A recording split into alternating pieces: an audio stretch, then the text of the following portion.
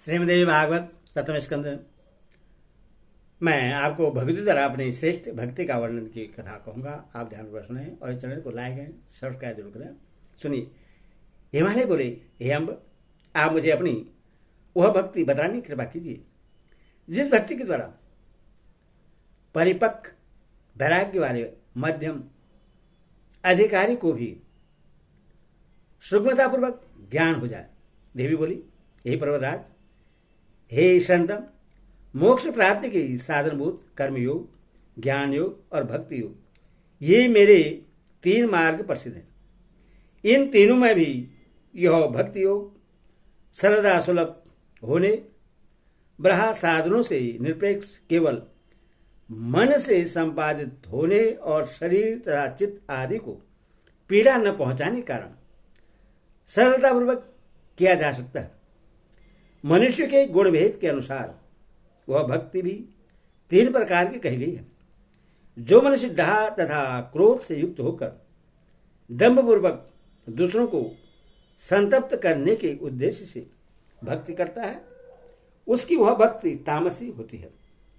हे पर्वतराज, सर्वदा हृदय में कामनाएं रखने वाला, यश चाहने वाला तथा भोग का लोलुप जो मनुष्य पर पीड़ा से रहित होकर मात्र अपने कल्याण के लिए उन्मन फलों की प्राप्ति के लिए अत्यंत भक्तिपूर्वक मेरी उपासना करता है, साथ वह मंदमति भेद बुद्धि के कारण मुझ भगवती को अपने से भिन्न समझता है, उसकी वह भक्ति राजसी कही गई है। यही नक जो मनुष्य अपना पाप धो डालने के लिए अपना कर्म परमेश्वर को अर्पित कर देता है और वेद की आज्ञा के अनुसार मुझे प्रतिदिन वही वेदनिष्ठ कर्म अवश्य करना चाहिए, ऐसा मन में निश्चित करके सेवी सेवक के भेद बुद्धि का आश्रय लेकर मेरा प्रसन्नता के लिए कर्म करता है, उस मनुष्य की वह भक्ति सात्विक होती है। सेवी सेवक की भेद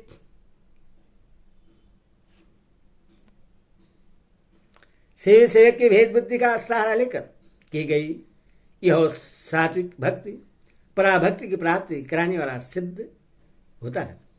पूर्व में कही गई तामसी और राजसी दोनों भक्तियां पराभक्ति की प्राप्ति का साधन नहीं माना गई है। अब मैं पराभक्ति का वर्णन कर रहा हूं, आप उससे सुनिए।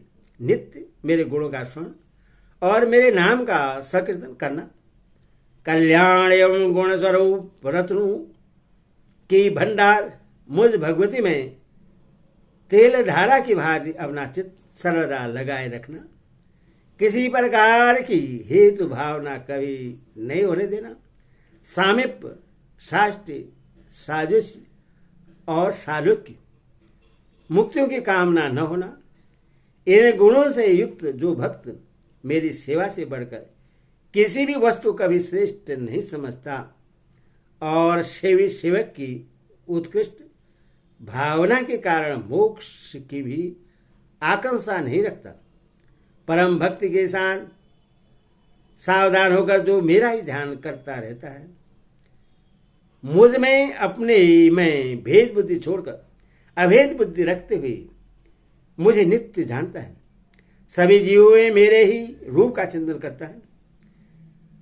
जैसी प्रीति अपने प्रति होती है वैसी ही दूसरों में भी रखता है। चैतन्य पर ब्रह्मा की समान रूप से सर्वस्त्र व्याप्ति समझकर किसी में भी भेद नहीं करता।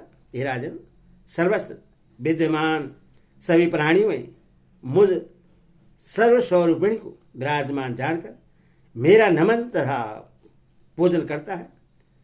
चंडाल तक मैं मेरी ही भावना करता है और भेद का परित्याग करके किसी से भी ध्रुव भाव नहीं रखता।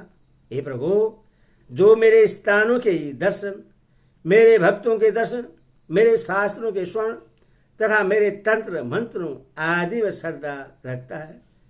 हे पर्वतराज, जो मेरे प्रति प्रेम से आकुल चित्त वाला, मेरा निरंतर चिंतन करते हुए पुलकित शरीर वाला, प्रेम के ही आंसू से परिपूर्ण नेत्र वाला तथा कंठ गदगद होने से अवरुद्ध वाणी वाला होकर जगत को उत्पन्न करने वाली तथा सभी कारणों के कारण मुझ परमेश्वरी का अन्य भाव से पूजन करता है, जो मेरे नित्य और तथा नैमित्तम सभी दिव्य वस्तुओं को धन की कृपणता से रहित होकर भक्तिपूर्वक नित्य करता है। हे भूधर, जो स्वभाव से मेरा उत्सव देखने की अभिलाषा रखता है तथा मेरा उत्सव आयोजित करता है तथा जो अहंकार आदि से रहित तथा देह भावना से विहीन होकर ऊंचे स्वर से मेरे नामों का ही संकीर्तन करते हुए नित्य करता है, वह पारबंध के द्वारा जैसा जो किया जाता है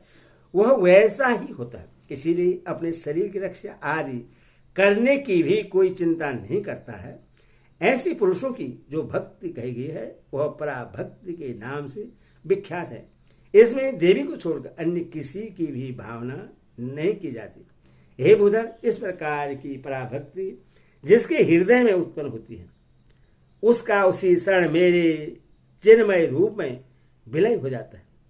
भक्ति की ही जो पराकाष्ठा है उसी को ज्ञान कहा गया है और वही वैराग्य की सीमा भी है, क्योंकि ज्ञान प्राप्त हो जाने पर भक्ति और वैराग्य ये दोनों ही स्वयं सिद्ध हो जाते हैं। हे नग, मेरी भक्ति करने पर भी जिससे पारंद बस मेरा ज्ञान नहीं हो पाता है वह मेरे धाम मणिद्वीप में जाता है।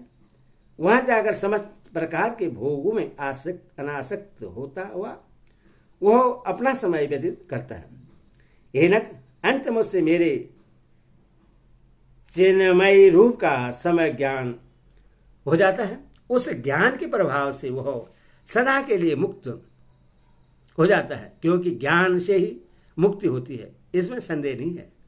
इस लोक में जिस व्यक्ति को हृदय में स्थित प्रत्यगात्मा का स्वरूपाबोध हो जाता है, मेरे ज्ञान परायण उस भक्त के प्राण उत्कर्मण नहीं करते, अर्थात इस शरीर में ही प्राणों का लय हो जाता है।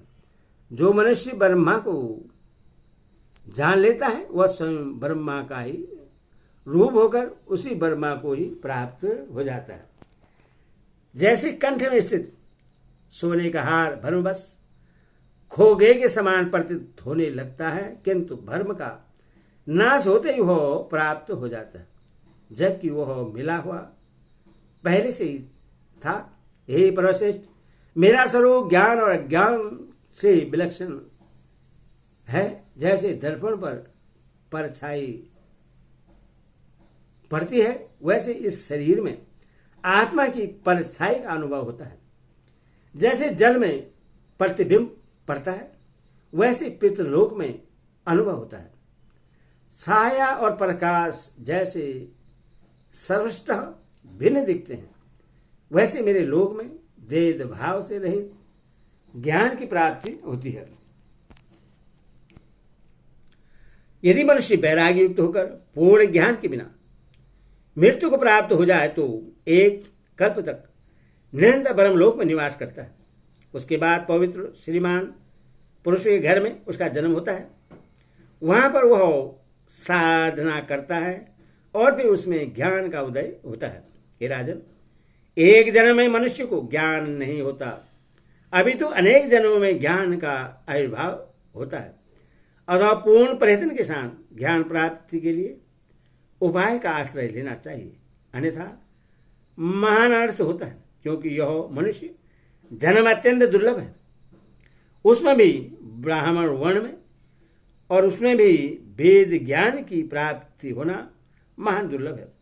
साध सम दम आदि 6 संबधाएं योग सिद्धि तथा उत्तम गुरु की प्राप्ति, यह सब इस लोक में दुर्लभ है। अनेक जन्मों के पुण्यों से इंद्रियों में सदा कार्य करते रहने की क्षमता, शरीर का संस्कार संपन्न रहना तथा मोक्ष की अभिलाषा उत्पन्न होती है।